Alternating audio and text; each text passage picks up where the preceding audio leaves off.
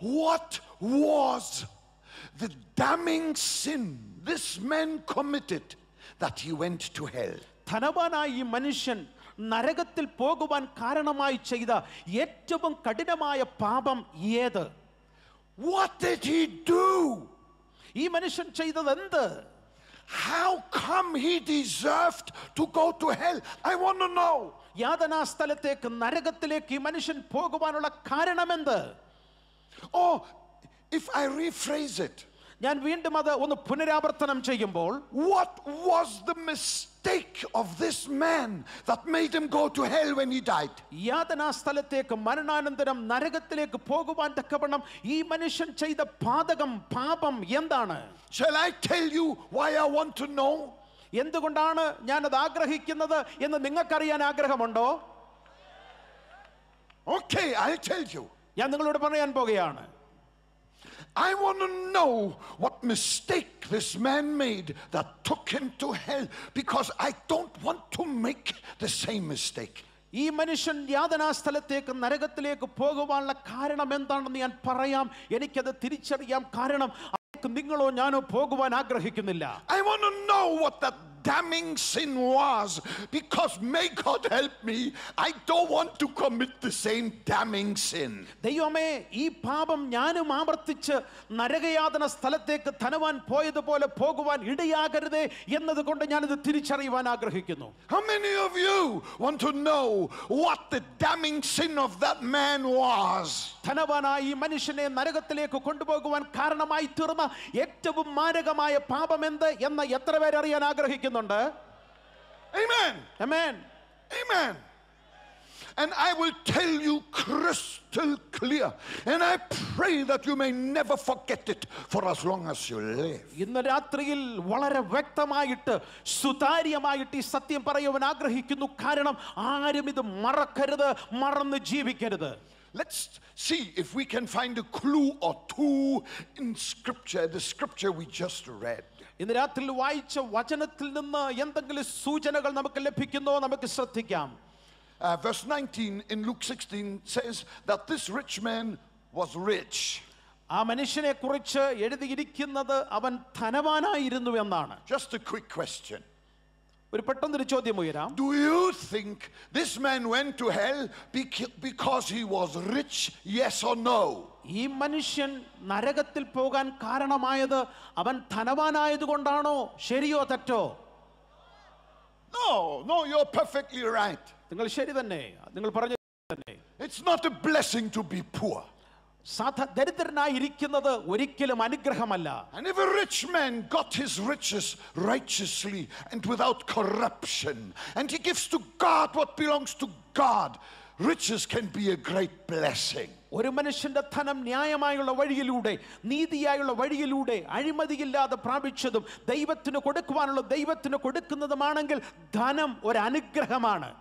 And I don't want you to be in suspense too long. I want to tell you already now, the rich man didn't go to hell because he was rich, and the poor man didn't go to heaven because he was poor. നിങ്ങൾ അക്ഷമരാണെന്നറിയാം, എന്നാലും പറയട്ടെ, ധനവാനായ മനുഷ്യൻ ധനികനായതുകൊണ്ടല്ല യാതനാ സ്ഥലത്ത് പോയത്, ലാസർ ദരിദ്രനായതുകൊണ്ടല്ല സ്വർഗത്തിൽ പോയതും. So another clue. It says here there was a certain rich man, and then it says he clothed himself in purple and fine linen. അവൻ ധൂമ്രവസ്ത്രവും നല്ല വസ്ത്രങ്ങളും ധരിച്ച് ആയിരുന്നു. വസ്ത്രധാരണത്തെ കുറിച്ച് അങ്ങനെ എഴുതിയിരിക്കുന്നു. This man was a fashion freak. ഈ മനുഷ്യൻ ഏറ്റവും പുതിയ ഫാഷനുകൾ, അലങ്കാരത്തിന് പിന്നാലെ ചിന്തിച്ച് യാത്ര ചെയ്തവനാണ്.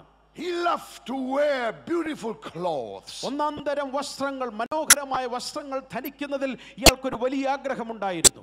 Maybe he had 100 wardrobes full of the finest garments. ഏറ്റവും ഒടുവിലത്തെ പുതിയ ഡിസൈനർ വസ്ത്രങ്ങൾ നിറഞ്ഞതായ 100 വാർഡ്രോബുകൾ, അലമാരകൾ ഇയാൾക്ക് കണ്ടേക്കാം.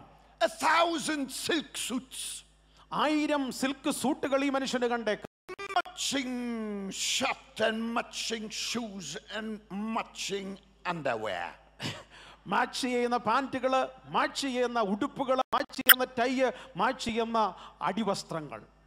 Do you think that this was the sin that made that man go to hell? Yes or no? ഈ മനുഷ്യൻ യാതനാ സ്ഥലത്തേക്ക് പോകുവാൻ കാരണമായി തീർന്നത് ഇയാളുടെ വസ്ത്രധാരണ രീതി കൊണ്ടാണെന്ന് നിങ്ങൾ കരുതുന്നുണ്ടോ? No, you're perfectly right.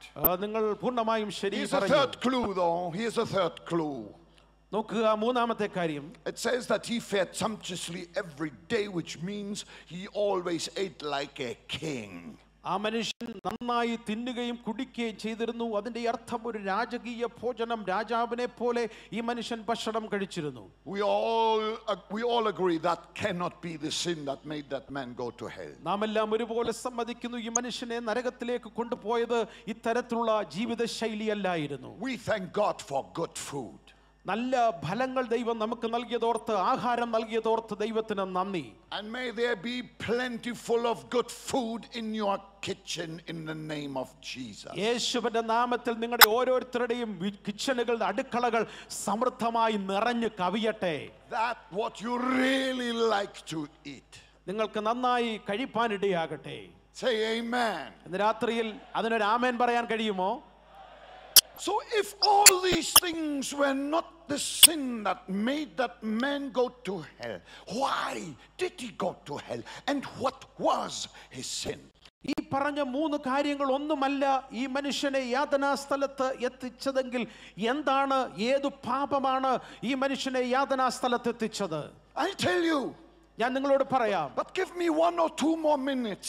1-2 മിനിറ്റുകൾ കൂടെ നിങ്ങൾ എനിക്ക് നൽകിയാട്ടെ. Let me first go outside the palace of this rich.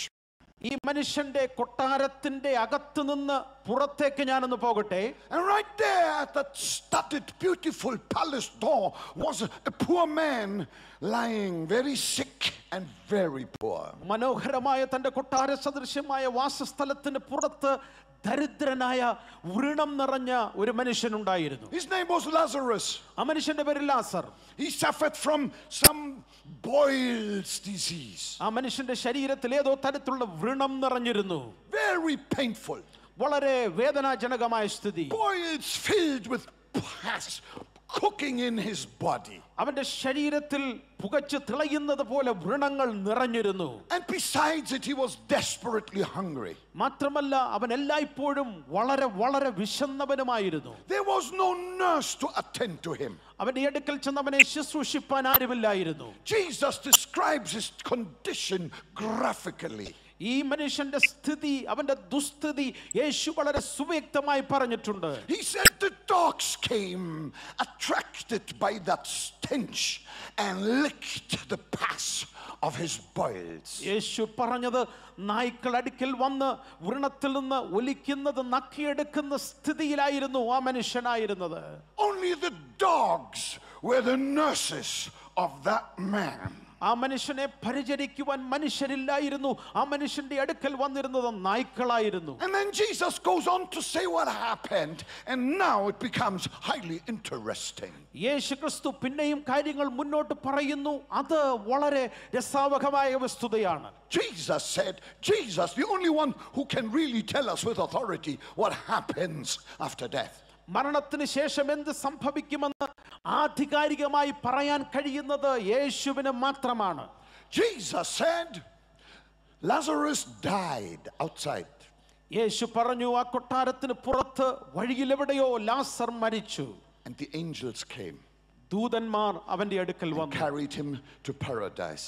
അവനെ പറുദീസയിലേക്ക് കൊണ്ടുപോയി. And he was received in the arms of Father Abraham. അബ്രഹാമിന്റെ മടിയിലേക്ക്, കൈകളിലേക്ക് അവൻ എത്തിച്ചേർന്നു. He had gone to heaven. അവൻ സ്വർഗ്ഗത്തിലെത്തി.